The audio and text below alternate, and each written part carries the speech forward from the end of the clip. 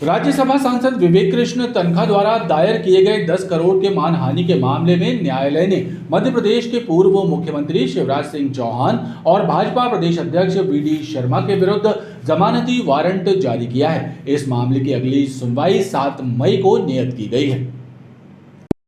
राज्यसभा सांसद विवेक कृष्ण तन्खा द्वारा MP MLA court में 10 करोड़ रुपए का मानहानि का केस प्रदेश के पूर्व सीएम शिवराज सिंह चौहान और भाजपा के प्रदेश अध्यक्ष वीडी शर्मा और पूर्व मंत्री भूपेंद्र सिंह के विरुद्ध दायर किया गया था, जिसमें उन्होंने न्यायालय को बताया कि उनके द्वारा सुप्रीम कोर्ट में चल रहे ओबीसी आरक्षण मामले को लेकर कोई भी बयानबाजी नहीं की गई थी, लेकिन बीजेपी नेताओं ने गलत बयानबाजी कर उनकी छवि धूमिल करने का प्रयास किया। इस मामले पर हुई सुनवाई के दौरान पूर्व सीएम शिवराज सिंह चौहान, वीडी शर्मा और भूपेंद्र सिंह द्वारा स्वयं उपस्थित होकर अंडरटेकिंग नहीं देने पर कोर्ट ने तीनों के विरुद्ध जमानती वारंट जारी किए हैं। जो शिवराज सिंह चौहान जी हैं, वीडी शर्मा जी हैं और भूपेंद्र सिंह जी हैं, इनकी उपस्थिति के लिए प्रकरण चल रहा था। एक मानहानि का दावा माननीय तन्खा साहब द्वारा प्रस्तुत किया गया था। उस पर तथ्य पाते हुए कोर्ट ने संज्ञान लिया था। संज्ञान लेने के बाद इन लोगों की उपस्थिति के लिए कोर्ट में ये केस 23 मार्च 2024 को लगा था। 23 मार्च 2024 को एक आवेदन प्रस्तुत किया गया था, जिसमें हाजिरी माफ़ी की दरख्वास्त की गई थी।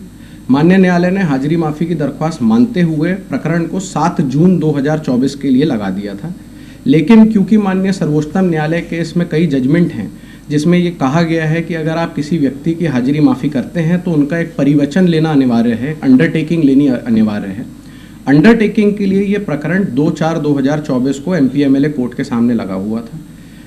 जब कल ये प्रकरण प्रस्तुत हुआ तो फिर से एक आवेदन आया, जिस आवेदन में ये निवेदन किया गया न्यायालय से कि आज भी ये उपस्थित नहीं हो सकते, क्योंकि ये तीनों जन प्रत्याशी हैं लोकसभा चुनाव के और ये अपने प्रचार प्रसार में व्यस्त हैं, तो इसकी जो अगली तिथि है उसमें ये प्रस्तुत हो जाएंगे। देखिए, मामला ये था कि सुप्रीम कोर्ट में एक ओबीसी आरक्षण को लेकर एक प्रकरण लंबित था, जिसमें लोकल बॉडी चुनाव में ओबीसी आरक्षण की क्या सीटें रहेंगी उस पर चर्चा सुप्रीम कोर्ट में चल रही थी।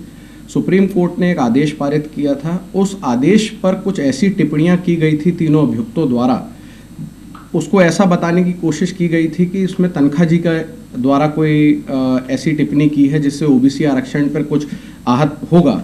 उससे निराश होकर तन्खा साहब ने एक मानहानि का प्रकरण प्रस्तुत किया था, क्योंकि जो माननीय उच्च सर्वोच्चतम न्यायालय की आदेश की टिप्पणियां थी उससे विपरीत कुछ चीज़ें कही गई थी, इसलिए ये मानहानि का प्रकरण प्रस्तुत किया गया, जिस पर ये कोर्ट ने संज्ञान लिया है। इस मामले की सुनवाई 7 मई को नियत की गई है।